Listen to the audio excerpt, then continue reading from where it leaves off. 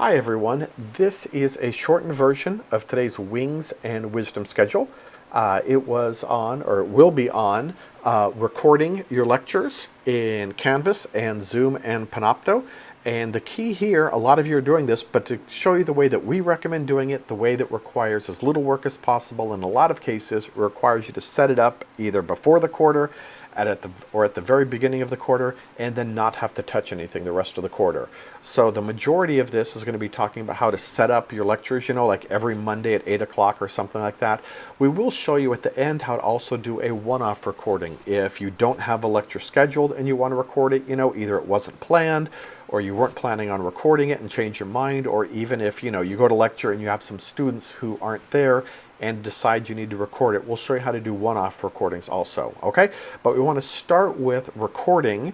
A quick advertisement, as always, have good equipment. If you don't have a good microphone, don't have a good camera, or you need a better one, you're doing a demo, you need something that captures the whole room and the whiteboard, you need a wireless microphone so you can walk around during your recording, shoot us an email. We'll work with the library and we'll get that into your hands as quickly and easily as possible. Okay? That's our advertisement. Let's get started.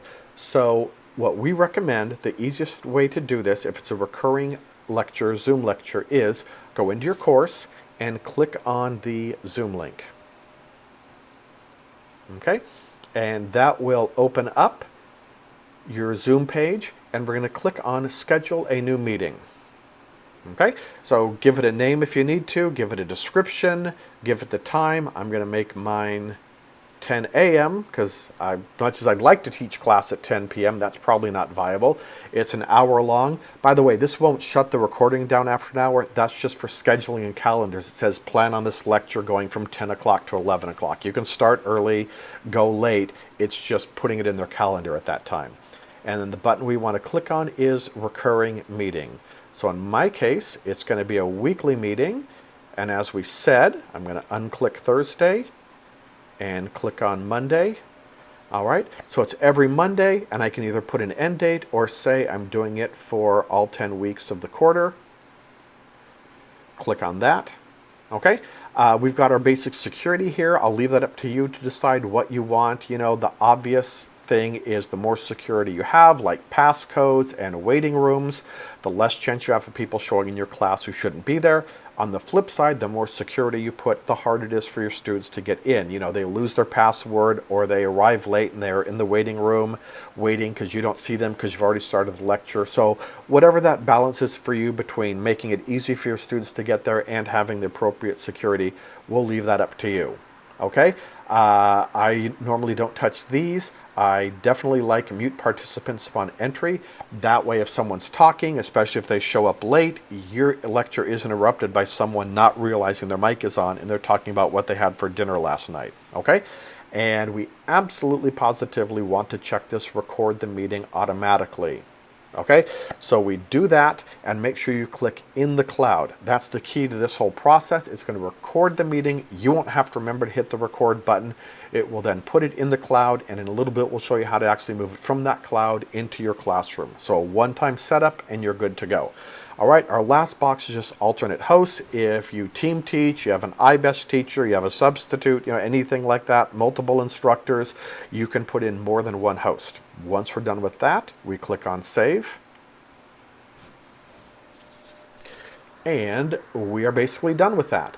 Now, the one thing we absolutely positively want to do before we go any farther is write down 896-0754-3656, or whatever yours is. We want to make sure that we record and write down that meeting ID. We're going to need that in a little bit, and it's important. Okay? So jot that down. Make sure that your settings are good. Yep, that's great. If they're not for any reason, you can click on Edit, but we are good to go. So I'm going to close that, and we're partway done. We've now set up a meeting. It's going to be every Monday at 10 o'clock. And the great thing, and the reason we recommend this, is it's automatically going to put that invite in good places. For example, it's going to be in the calendar for the student. Okay, it's going to show up on their calendar, and the link is even there. So when Monday at 10 o'clock, or hopefully 9:55 rolls around, they'll get a reminder they'll click on it, and they don't have to do any work. It really makes it easy for you and your students. And so what I'm going to do is switch over to a different browser. I'm actually logged in as a student in the class.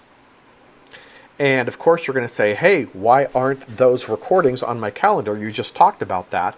We did that deliberately. A lot of you, or at least some of you, call us and say, hey, those recording sessions aren't on my calendar or aren't on my student calendar.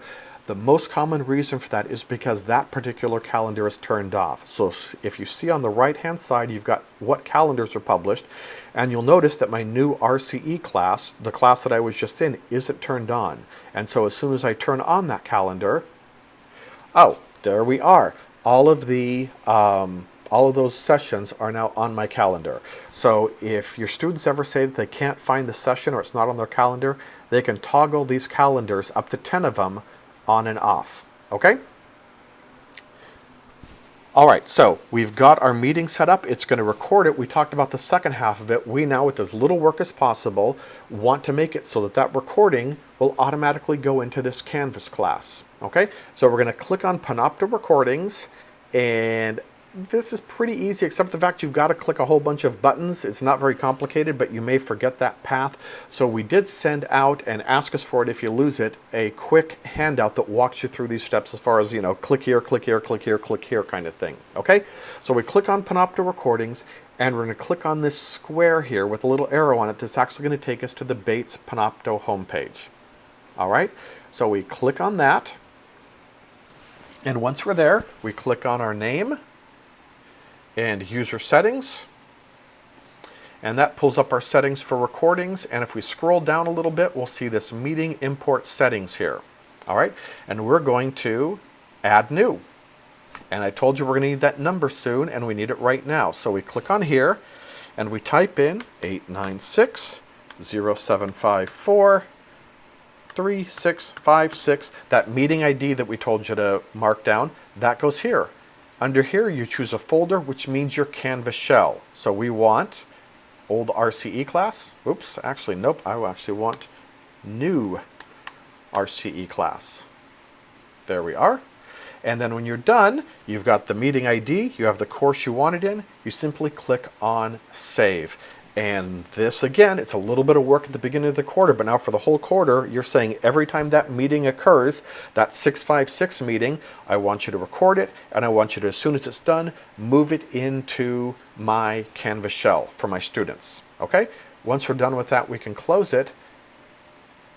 And this is the course shell. And again, when your students click on Panopto Recordings, they would then see every Monday, a little bit after 11 o'clock, when that class is over, they'll see that week's recording right there for you. So again, a little bit of work at the beginning of the class makes life much easier for you and your students for the rest of the class, because the whole process is automated and you don't have to remember it. Okay, so we showed you how to set up a Zoom lecture. We showed you how to record it automatically. We showed you how to move it into Canvas.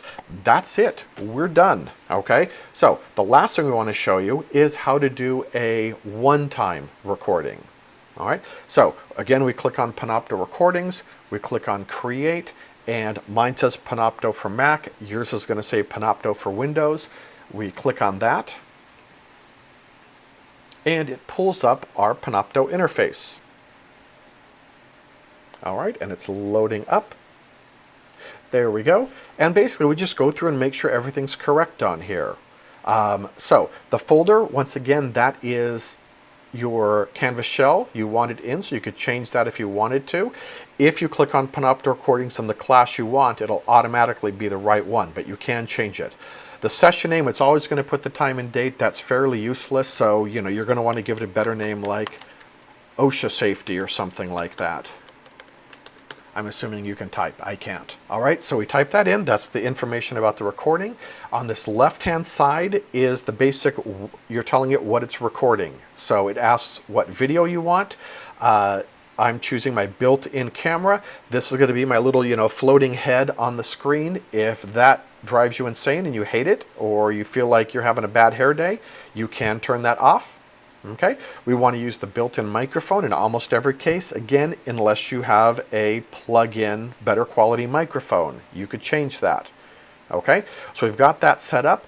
If we're doing a PowerPoint presentation, Pretty simple and straightforward. You tell it record PowerPoint. If we weren't using PowerPoint, like we were pulling up PDF schematics or something like that, we would uncheck it. All right, so I'm going to check that. And the last box is simply, what am I recording? And you're going to, in almost every case, do built-in display, meaning I want you to record the screen. So whether you're using a browser, a Word document, a PowerPoint presentation, whatever, it's going to record what's on the screen. And in this case, it won't record my face. It will record my voice. And by the way, I always feel that you should put it in. It just makes it a little bit better as far as the lecture. When the students get to see you, there's a person there. So that's always the best practice. Once I'm done with all this, I am ready to go. I just click on record. And when I'm done, I click stop. And because of these settings here, it's going to record the session. It's going to call it OSHA safety. And it's going to put it right there for my students as soon as I'm done. All right.